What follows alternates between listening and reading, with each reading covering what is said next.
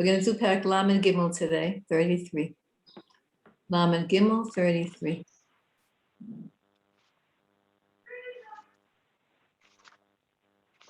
Okay, everybody open up your Tehillim.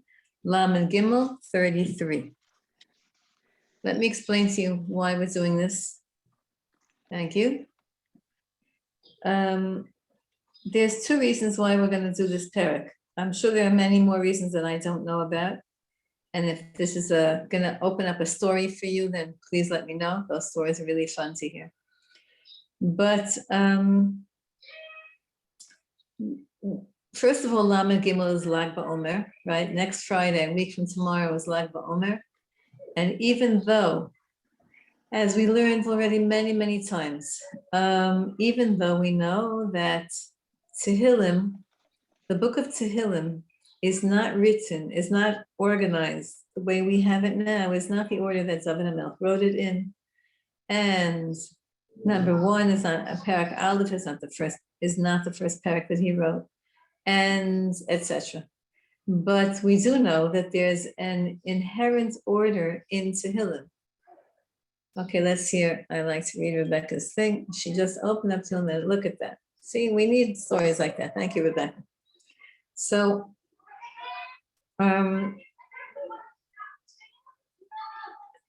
even though I told you that the prakim are not, it's not the first parak, etc. Nevertheless, there is an order to Tehillim. It's not just like David HaMelech threw all the pages upside down, out, and then however they flew down, that's how he put together Tehillim. He had a kavanah.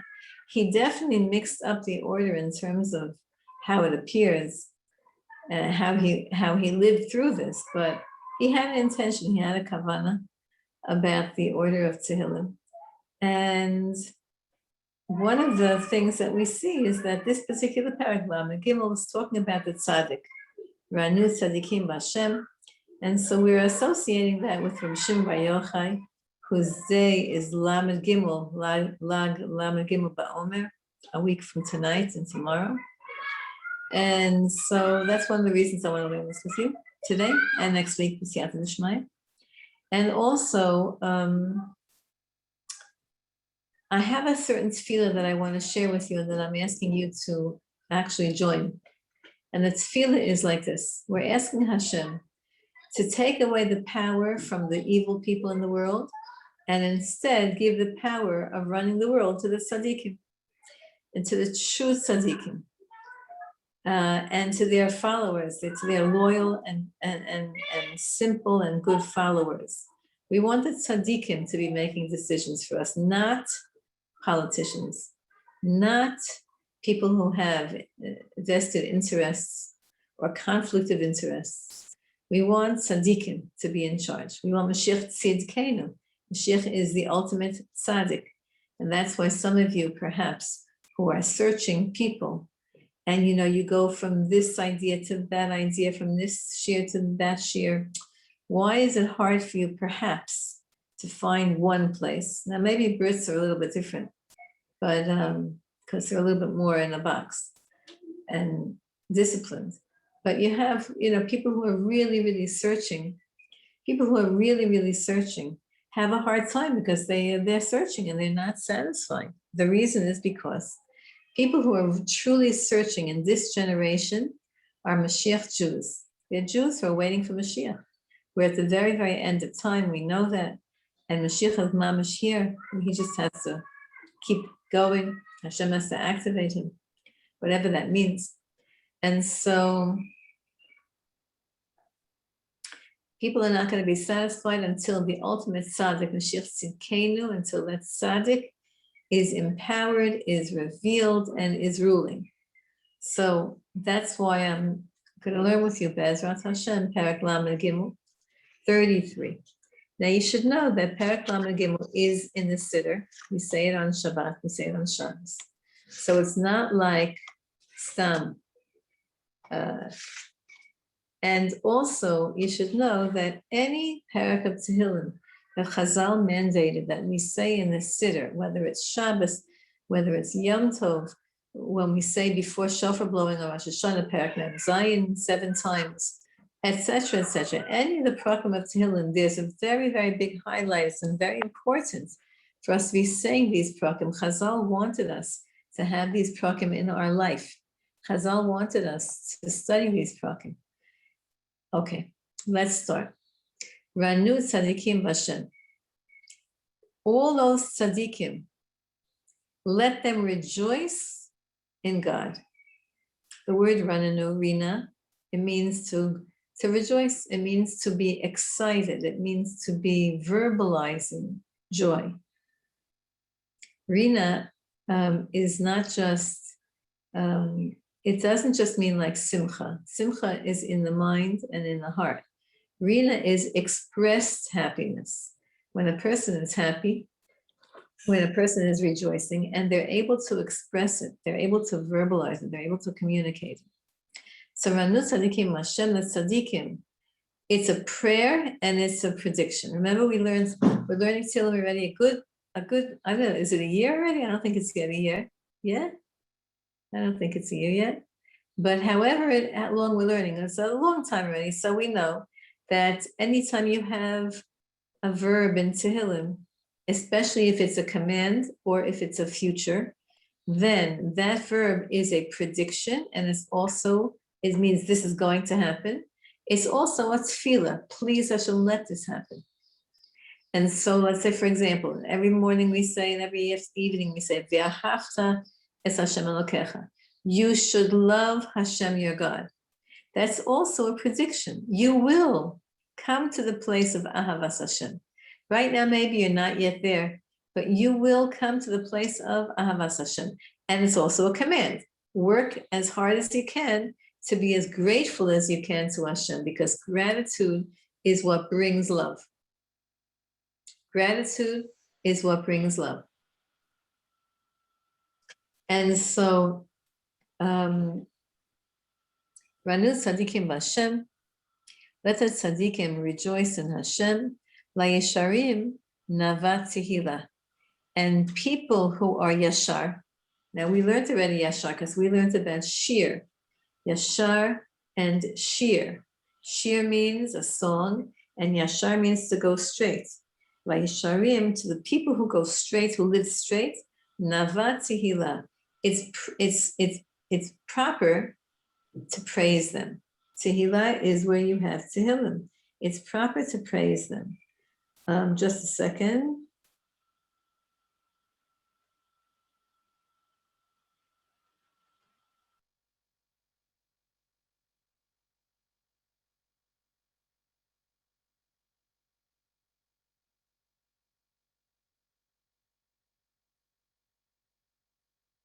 One second. Sorry.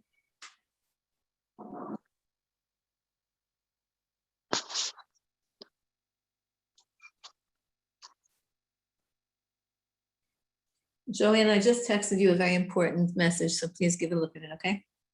Okay. It's interesting because one of my precious students named her daughter Nava Tehillah from this pasuk. I'm sure a few people did that, but this particular student of mine here, I'm going to show you my beautiful Tehillim picture. Look at this. You see my picture in the top corner? That's a Tehillim. That's a picture of David HaMelech, his harp. We're going to learn about it now. So that picture was given to me by one of the students who gave me that picture. Was a Tehillim student of mine for many, many years. And she named her daughter from this pasuk of Tehillim, Nava Tehillah, which means beautiful and praiseworthy. So the Yashar, the Yasharim, the people who are Yashar, people who live a straight life. There's a machlokas, which is a higher level, a tzaddik or someone who's Yashar. It's interesting because you would think, well, it's tzaddik. The tzaddik is the highest level. So the Malbim says, and for those of you who learn the Malbim, the Tehillim with the Malbim says, he's not so sure. Maybe a Yashar is stronger because a tzaddik is still, there's something called tzaddik v'tovlo and tzaddik v'ralo. Tzaddik v'ralo means not what you think. The Tanya teaches that tzaddik v'ralo means a tzaddik, but he still has ra in him. He still has a yetzer hara. Whereas tzaddik v'tovlo is a tzaddik who's completely perfect. So tzaddik v'ralo, a tzaddik who's still struggling. In the end, the bottom line is he makes always the right decisions, but he's still struggling.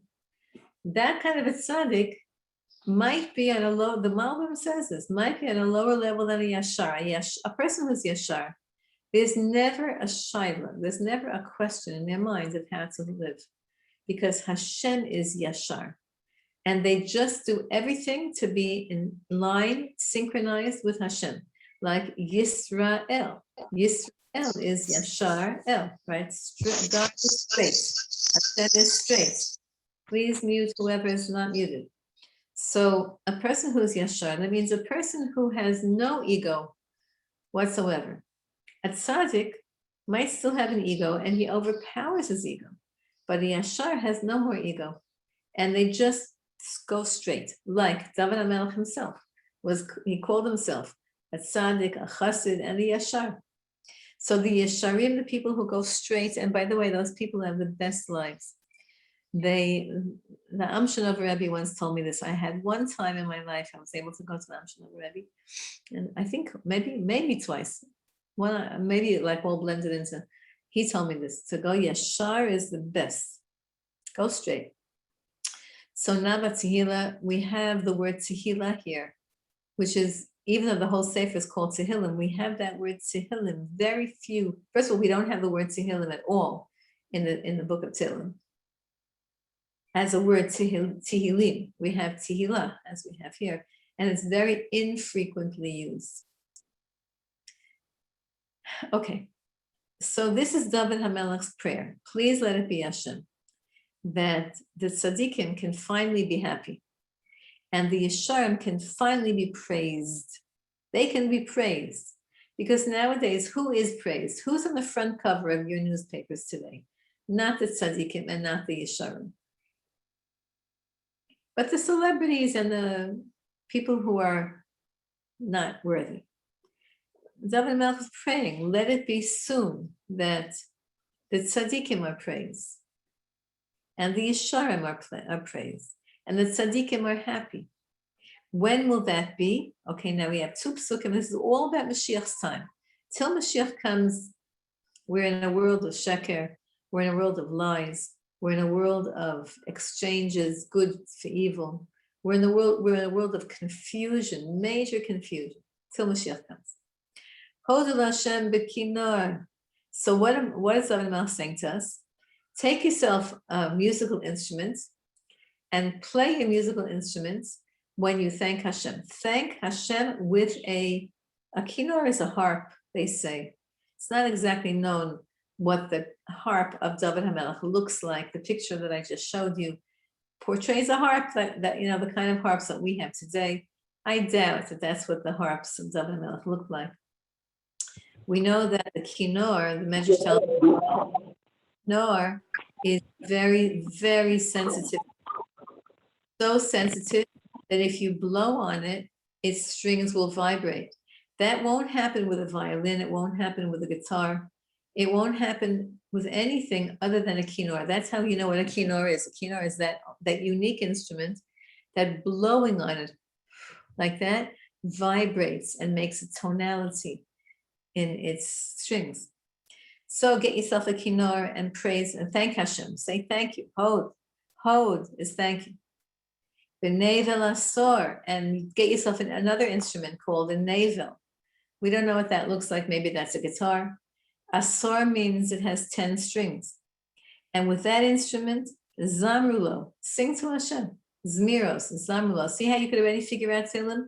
Because you know certain words in Hebrew and you just have to see that their root is the same. So we all know about Shabbos Zmirot, right? So here you have the word zamru. Zamru is the verb of Zmirot.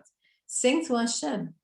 Now listen, you don't play an instrument, that's okay. Here I have can you see it? I don't want to move my screen again because I have my tambourine that I use when I want to. You don't need a lot of talent for that. You just tap on it or shake it, and there you go. You have music. And if you're musical, so everybody here knows that music is an incredible, incredible spiritual tool. All musicians are spiritual people. I'm not just talking about a person who knows how to play, but a person who's connected to music. My brother Allah was connected to music.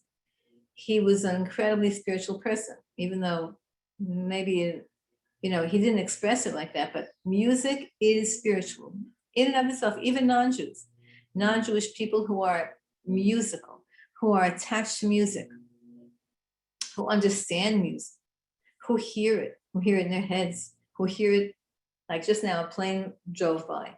So, you could hear the tonalities even in that. So it's very spiritual music. And so therefore, take whatever, now David Melch is talking about music here, he's talking about instruments, but whatever your talent is, use that to praise Hashem. So how Baruch Hashem, I'm very privileged, and I have a lot of students over the years. Do you know how I think the highest percentage of careers, when I ask the girls, like, what do you want to be when you grow up? Of course, they're adults, but it's a cute question to ask them. What do you want to be when you grow up? The highest percentage, I would say 2 of the highest percentages of the careers chosen are, you'll be surprised. One is a psychologist. That's because anybody who comes to learn Torah, they're trying to figure themselves out. But the second one among the girls is, I want to be a designer of tzniustic clothing. I can't tell you how many people have told me that. Of course, I don't say anything, but none of them actually did it. Only maybe 1 or 2 became that. That's a very hard career. That's a very hard industry to be in. But they want to do that because they want to take their talent and somehow gear it towards helping Klal Yisrael. So say thank you to Hashem with musical instruments. Now, if you don't play music, guess what? Everybody could sing. Everybody can dance. So thank Hashem with any type of artistic creativity. Make a picture. Are you an artist? Draw a picture. Are you a painter? Paint colors. Do you get dressed? Get dressed with awareness. I put on pink today because today's color is today's Netzach of Netzach. Today's 25 days in Omer, 3 weeks and 4 days into the Omer. That means it's Netzach of Netzach. The color of Netzach is this pink, like a light pink. This is too dark. This is tomorrow. This is Hod. This is Netzach. Light pink, dark pink. Get dressed to say to Hashem, thank you, Hashem, for teaching me that. Rochel, would you give us all the days of the different colors? I mean, I don't know where black comes into it, but I could find something of the different colors. That's a whole, if you want to share on colors, okay, that comes from the Choshen, it comes from the Heroes. It's a very, very big topic. Okay. Whenever you need a break from Tehillim, give me a week's notice, tell everybody, we'll share on colors. Okay, we're there. It's a while to do that. Okay. Again, so Hodul Hashem, say thank you in any way that you are artistically inclined. Are you a good cook? There you go. Shabbos. I'm looking at Andrea in her kitchen. Every time I see her in her kitchen, I get nervous because I am not in my kitchen now. And I probably, it's Erev Shabbos for all of us, right? But okay, there you go. You are, using any talent that you have. Hashem gave you that talent, give it back to him. Use it in a holy way. Okay, Shiru Lo Shir Chadash. This is one of my favorite psukim. We had this several times in Tehillim. Shiru Hashem Shir Chadash. Here it says Shiru Lo Shir Chadash, right? Sing to Hashem a brand new song. I like what Rochel is doing now. She's singing to Hashem her song, right? Sing to Hashem a new song. What does that mean? It doesn't mean you have to compose a song. Not everybody is musical. It means, this is a big thing by Rabbi Nachman. It means lehit chadesh, renewal. Try your best. You know how the kids do not like leftovers? When I was a kid, I didn't care about leftovers. We ate leftovers. We always ate leftovers. You have to finish the Shabbos food. You're not going to throw it out. So you ate leftovers, and that was okay. Nowadays, nobody likes leftovers. You know why? It's not just because people are more spoiled. Everything that happens in the physical world is always a spiritual message. Everything, especially from your children, especially from your family. When the kids don't like leftovers, what they're saying to you is, Hashem says to you, okay, yesterday's davening, to do the same thing, repeat today. Try to mechadesh something. Try to do something in a new way. In a new way. Do you know how Hashem loves when we do the chidushim? A chidush does not have to mean a brilliant Torah, novel thought, even though that's what really a Torah chidush is. A chidush could be stopping in a different part of Shemona Esrei every single day and just thinking about it. Every day, pick a different. We have 19 paragraphs. Pick a different paragraph every day. Or if you're doing modim, I like to do the modim a lot because I'm born on a Thursday's Hod, whatever. On modim, every day, thank Hashem for something else. Every day. So Shir Hashem Shir Chadash. Sing to Hashem a brand new song. Now look at all the verbs here. I don't know if you like to learn Tehillim like this. I'm teaching it to you like we learn in a high-level seminary. Look at the different verbs we have. Rananu means to be happy. It means to sing to Hashem with happiness. Hodu means to say thank you, Hashem. Zamru means to sing to Hashem. Shiru means to sing to Hashem. All of these different expressions. Now David HaMelech is actually, walking his talk. He says, do something chadash, do something new. Here I'm showing you, David HaMelech says, I'm showing you. I'm picking different words to express the same idea. Like, I know a family that the husband was probably taught this in chassan school. Now they're already grandparents. But by every meal he says to her and his wife, that was very good, thank you. It's like a mantra. That was very delicious, it was very good, thank you. Now, it would be much smarter of him to every single time he says that, use a different terminology, because it's sort of like, it's meaningless now, because she knows, she's expecting, she's a good cook. She knows he's trying to be nice. And he is trying to be nice, but it would be nicer if every single time he complimented her for the meal, it would be in a different way. Wow, thank you, you made my favorite. Oh my gosh, it's so delicious. This smells so good. I feel so relieved. I feel so refreshed. I feel so invigorated. There's so many different ways to say that was a good meal. The same thing, same old. It's nice. It's not the best. David HaMelech says, try to sing to Hashem a new song. And guess what? It's not going to be for Hashem. Hashem doesn't need anything from us. It's for us. If every day we could say a new thank you. A new thank you that you never thought of before. That one of my students told me that she took this really to heart. I have students who are much better than me. So she really took this to heart. And every day she tries to think of a new thank you. So, she ran out of like, thank you, I can walk, thank you, I can talk, thank you, I can see, thank you, I can see. All of those body functions, every day a new one. After a while, she was like, thank you for plastic. That's what she said. She came up with a new chiddush. Thank you, Hashem, for plastic. So I said, what do you mean by that? So she said, well, I have plastic containers in my kitchen. I have plastic bags. I have plastic garbage bags. And all of those things are very convenient. It's true that it's not so great for the environment, but it came into her head. She never said to Hashem, thank you for plastic. Thank you for inventing plastic, Hashem. And then, so that opened me to a whole different ball game of thank you, Hashem, for light bulbs. Thank you, Hashem, for portable phones. You can go and do that. There's so much to say, every single thing in our life. So that's called Shir Hashem Shir Chadash. It might seem silly, it's not silly.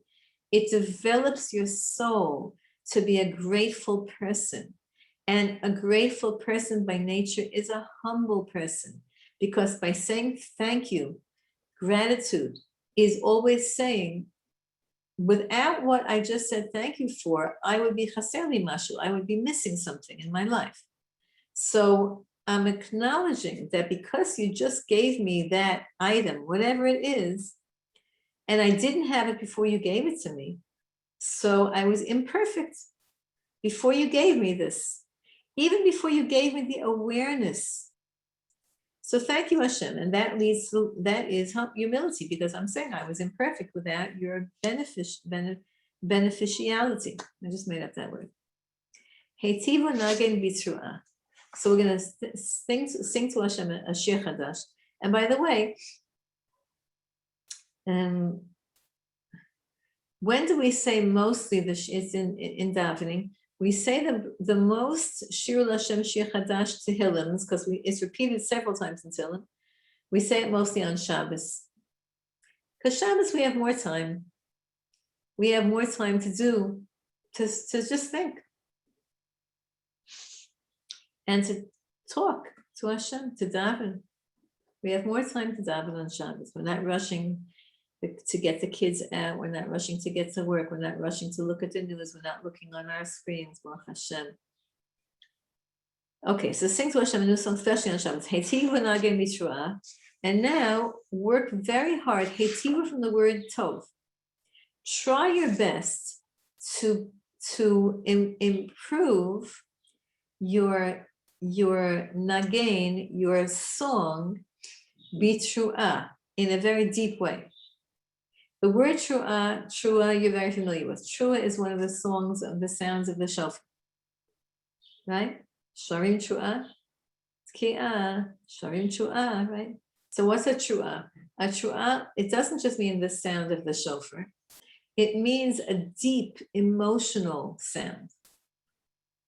Because remember that the truah is the sound of the shofar that sounds like crying. Like that. It sounds like it wailing, weeping. So it means deep feelings. So try your best. Here, David Melch is saying something unusual in Tehillim. David Melch was very, very, except for a few prakim, he was very much not a pushy type. He was more of an inspiring type. Read Tehillim, you'll see. David Melch doesn't scream at you and say, you're going to go to Gehenna if you're going to don't do this right. He doesn't do that. He's more of an uplifting. He's trying to uplift you, to try to serve Hashem with an uplifted heart.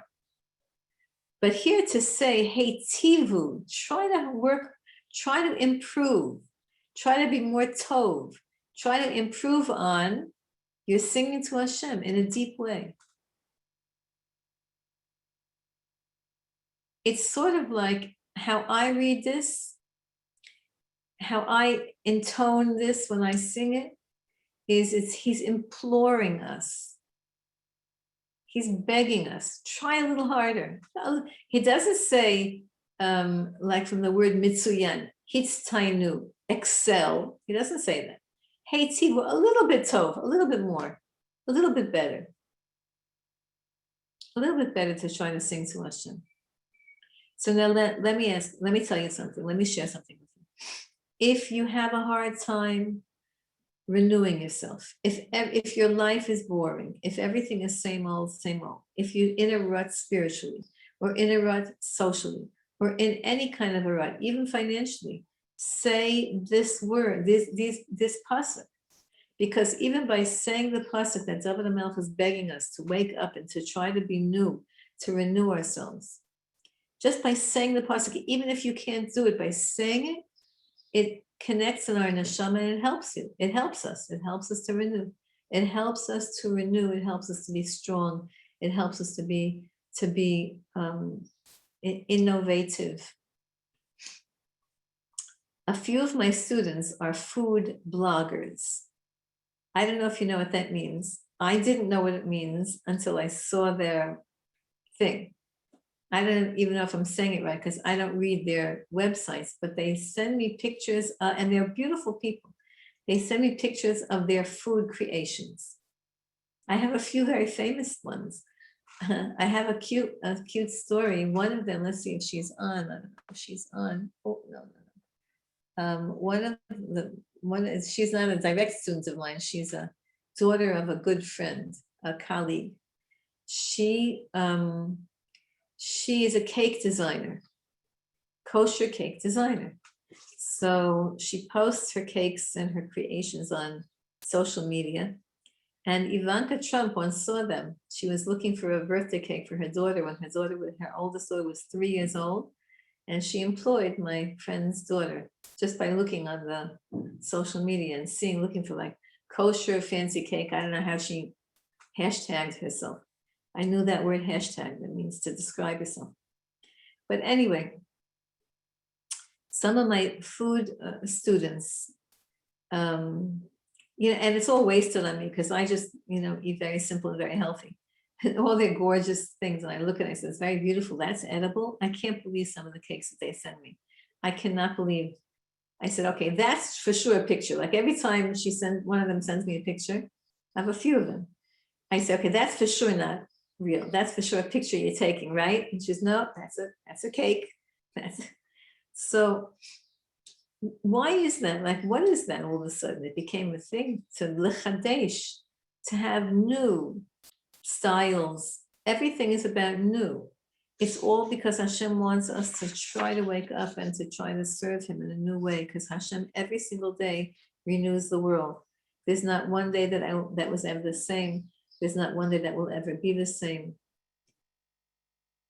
So we have to try ourselves also a little bit. Just like you like on Shabbos to make a new thing, every once in a while you make a new thing. On Shabbos, you like to do that, or do you like same old, same old? I remember when I was a teenager, in our house, the food was, every Shabbos was the Shabbos food. It was, we always had the same thing, all the time. And I remember that one time, I'm only telling you stories because some of the ladies write me afterwards, I love your stories more than the tea. I remember the first time I made broccoli kugel for Shabbos. My father was horrified. He said, what is that? I said, in addition to the regular kugels, I made a hosafah, broccoli kugel. My father was an old European Hungarian. He says, what? That's not Shabbosik. I said, it is. It's pretty. We never have it. I'm not going to make this in a week. It's a new thing. Okay, eventually he got used to all that newfangled stuff, but we like to do that, right? So if we like to do it in the physical world, you like new clothing. Nobody likes to buy. You don't buy the same thing year after year. You don't buy the same sheitel. You don't buy the same shirt. We like new. If I wear the same thing on my head for 3 shiurim in a row, I get complaints. You should know that. People say, oh, I know this is all from that week because you're wearing that. It's funny, but it's also spiritual. Hashem says, lechadesh et atzmech. Make yourself, try to find something that's unique and novel in your day, in your life, in your way of serving Hashem. Ki yashar levar Hashem, b'chol ma'aseh u'be'emunah.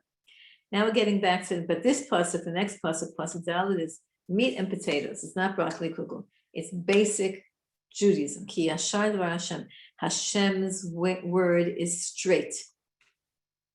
B'chol ma'aseh, whatever he does, be'emunah is correct.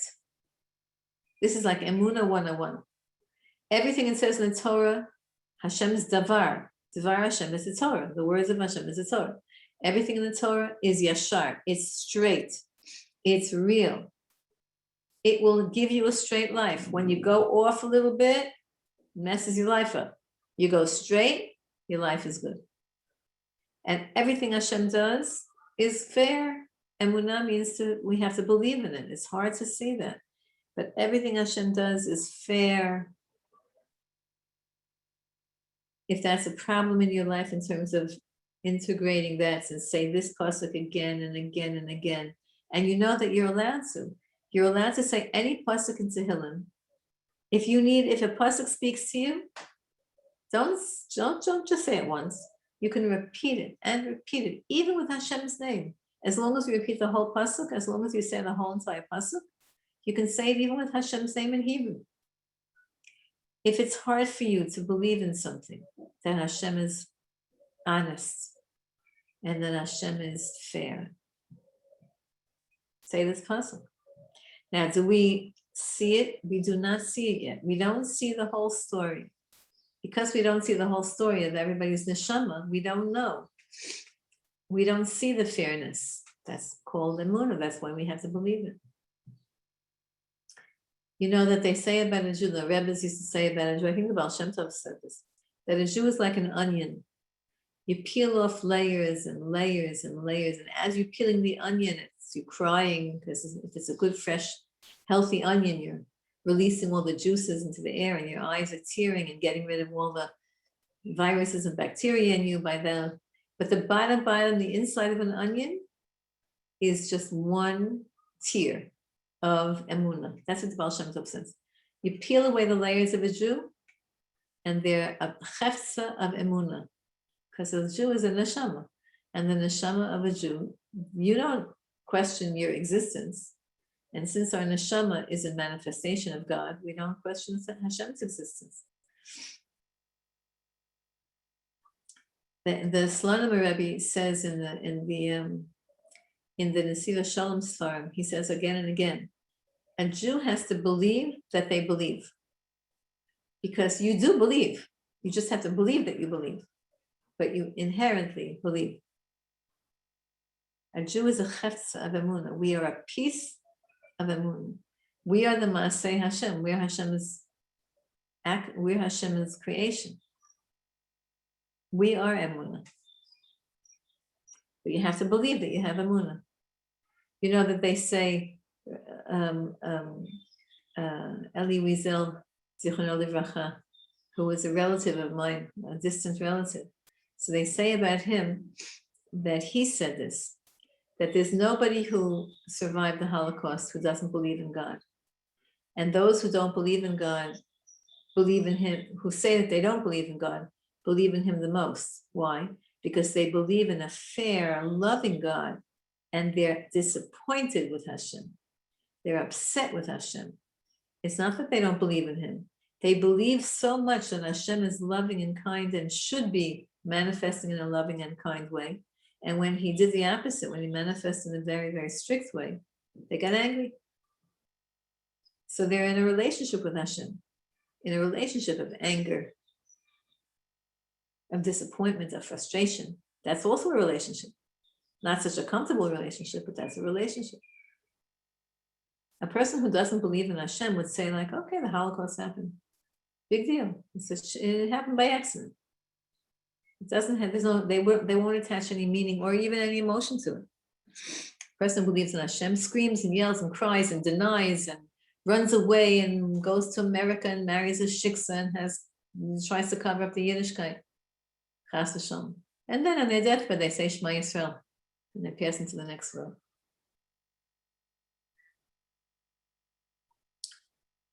One more pasuk. Ohev tzedakah mishpat. Hashem loves.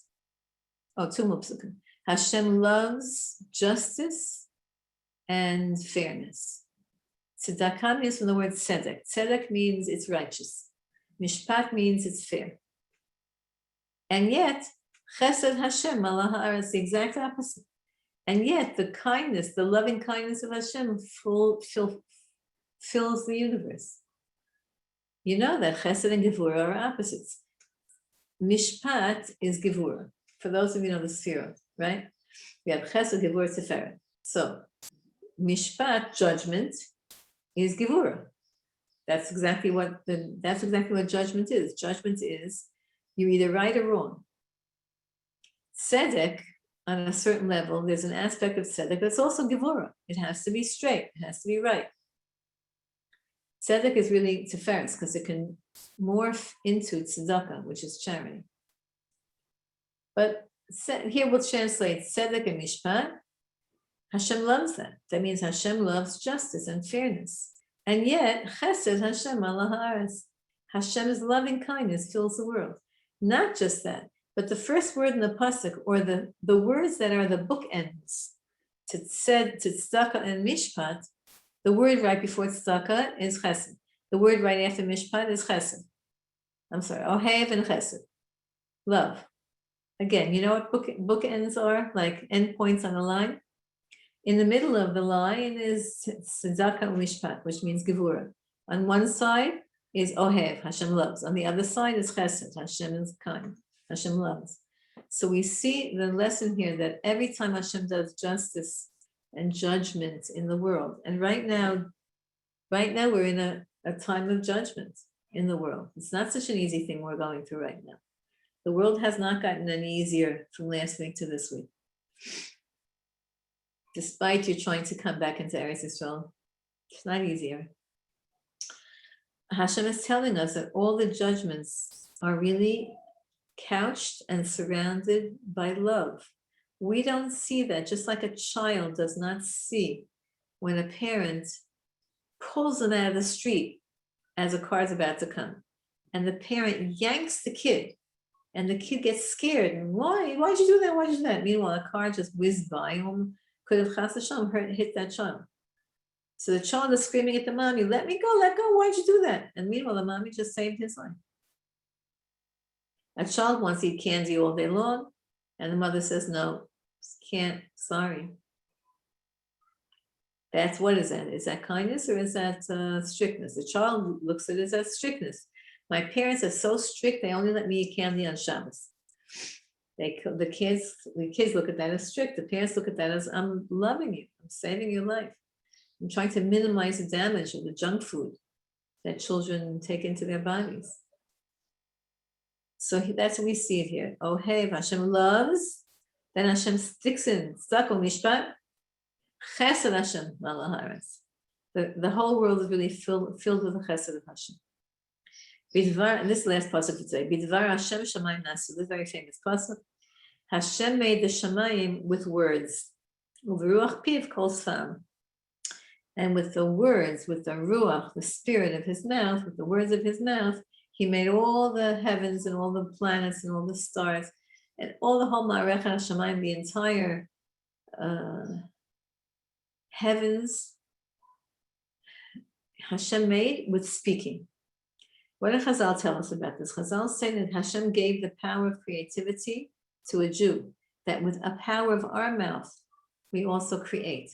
Hashem made with words, and we create, or the opposite, with words.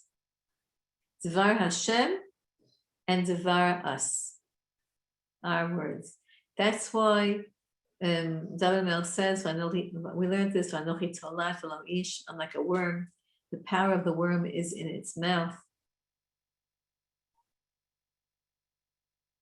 The most famous pasuk in Chumash, Vayidaber Hashem el Moshe leimor.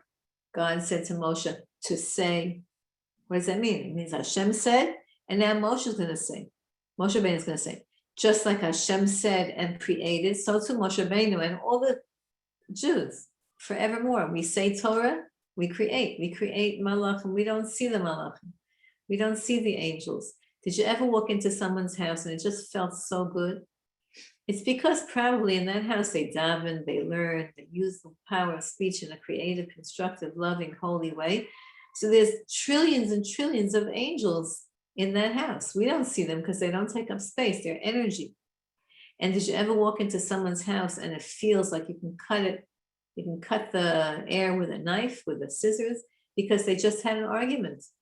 And then you walked in, so of course now they're going to be polite and they're going to be nice, but the energy surrounding that just was exploding into that place, into that space, is negative angels, is negative energy, is the opposite of holy light energy. It's the opposite of loving energy. That's the energy in their house. That's why you have parents, whenever, I hate to say this, but I'll say it anyway. I hope it can help somebody. When I see children fighting and bickering all the time, children fight and bicker. That's like the way children are. That's the way it is. Because they're using their siblings as sort of like practice for how to survive in the outside world. Because the home is the small world for children. And so they're experimenting at home with their siblings. The siblings are sort of like the population of the world. So they're going to fight, they're going to be jealous, they're going to be, articulating sometimes frustration, etc. All kids do that. But if it's a consistent and constant, if that's the nature of those children, is that they're always bickering, that means that they're growing up in a household where even if they don't hear the parents fighting, even if the parents fight outside, in the basement or in the attic, and they don't hear it, the energy permeates the house and the kids pick up that energy and they become bickering people.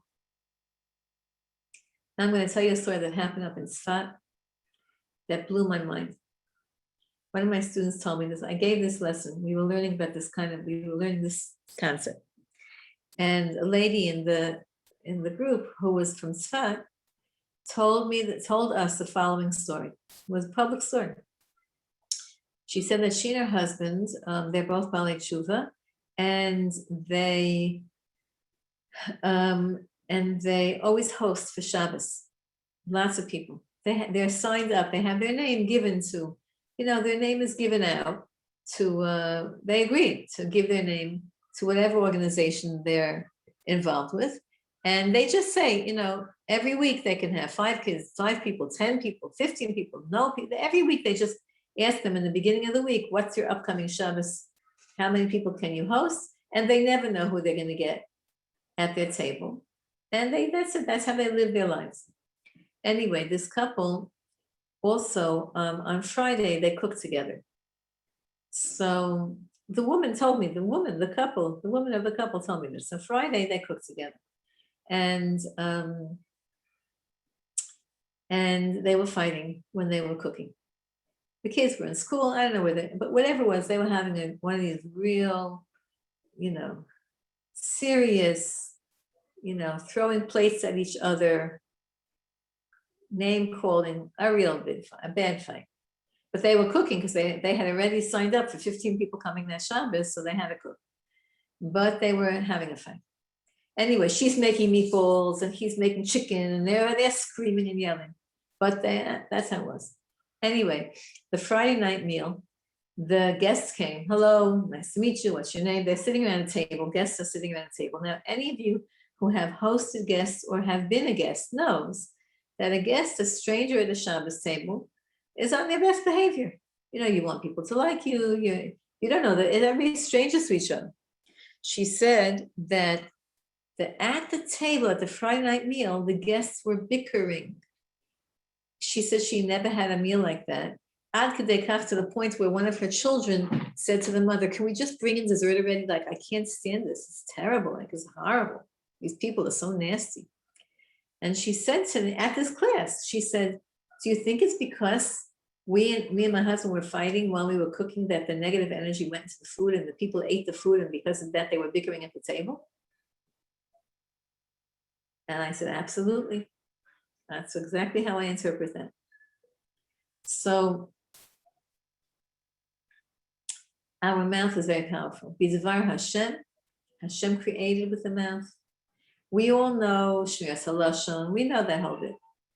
But we know not allowed to say Lashon Hara, not allowed to say lies, not allowed to say slander, not allowed to say something bad about someone. We know those. But what about the energy in the house? So, B'dvar Hashem, Shamayim Nasu, B'dvar, in the words of a Jew, creates their house. If Hashem's words created the heavens, and the Ruach Piv, the spirit of his mouth, the breath of his mouth, created all of the planets and the stars and all of that, so to us, we create environments. We, by the power of our speech, that's why if you daven out loud in your kitchen, in your living room, in your wherever, give that energy to your house.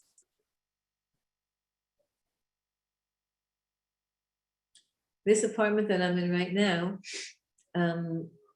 when I moved in, I walked from, I said Tikkun HaKlali, the 10 Prakim of Tehillim, Rabbi Nachman says it's important to say. And I said it walking through the whole entire house. I just walked around and said Tehillim to sort of like,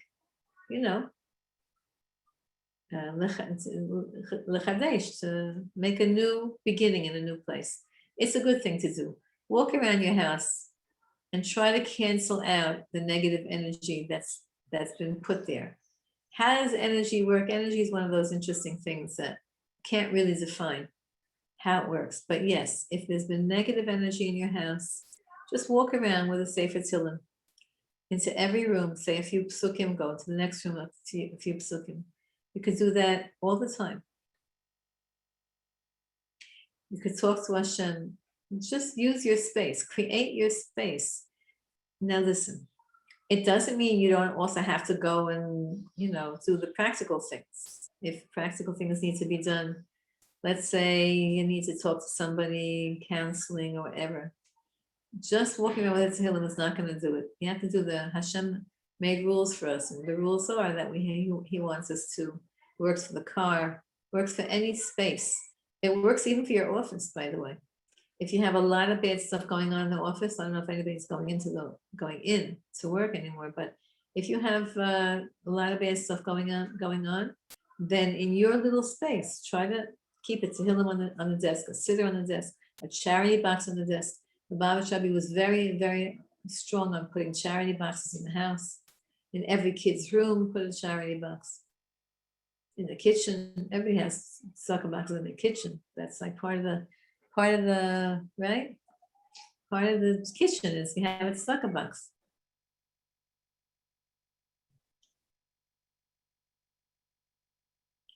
In any space.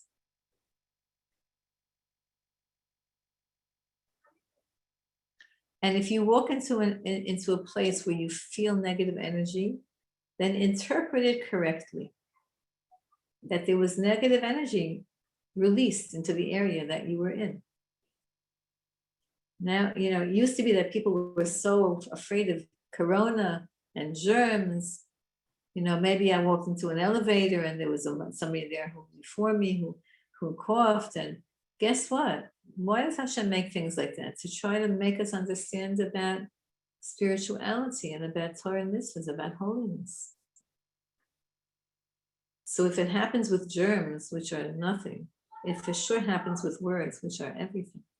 The English expression, this is an American expression, I don't know if you have it in the UK, sticks and stones can break my bones, but words can never harm me. When I was a little kid, you had these things that you would say when you jump rope, and that was one of them. And it's completely a lie. It's true that sticks and stones can break your bones, but words, whoa, whoa, whoa. They can harm you much more than sticks and stones. So here we see, Hashem created the world with his words. He places into us the power of his words. Let's see, 1 second now. I'm going to read what you wrote me. I can't read while I'm talking. 1 second, Rebecca. I get to read yours because he said something, a good thing. Okay, now, Rebecca Does it work for the car? Does it work for the car? I said it does. It works for the car. Okay. It works for any place. Now listen. What about if there's a person in your life who every time you get near them, you're like, everybody has those. It's a problem. It depends. If it's somebody that you can get rid of, like the garbage man is always yelling at you when you take out the garbage, all right, so you can figure out a way to get around that. But that we have to work on the people that give us bad energy. We need to know why there's bad energy, what kind of tikkun we have to make, what kind of repair we have to make. What does Hashem want us to do with that person? Hashem does not want us to take that person out of our life unless it's an extreme. Sometimes it is extreme. There's no way to answer that question, Rebecca, in a general way. Because every single interaction with human beings is unique. So if you have a person in your life who gives you bad energy, we have to talk about it. Why, who, why, when, where, etc.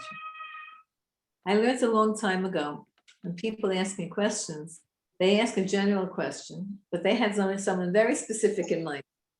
So if I give a general answer, I don't know exactly, I don't exactly know what they're thinking.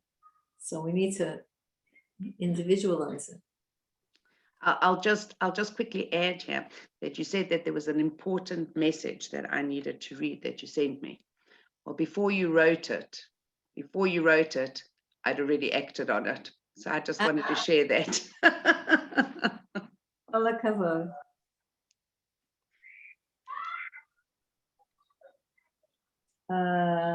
Okay, 1 second. Okay, Bezrat Hashem. Okay. Chevra, here's beautiful Yerushalayim HaKodesh. It's a beautiful sunny day. Perfect weather. I don't know, in Celsius, maybe 23 degrees. In the 70s in American Fahrenheit. I'm bringing you to Yerushalayim HaKodesh. Have a good Shabbos. Give a good look at Yerushalayim, the sun, the sky, and take it with you. Keep it with you the whole week for your Shabbos. You can see Beit Shemesh.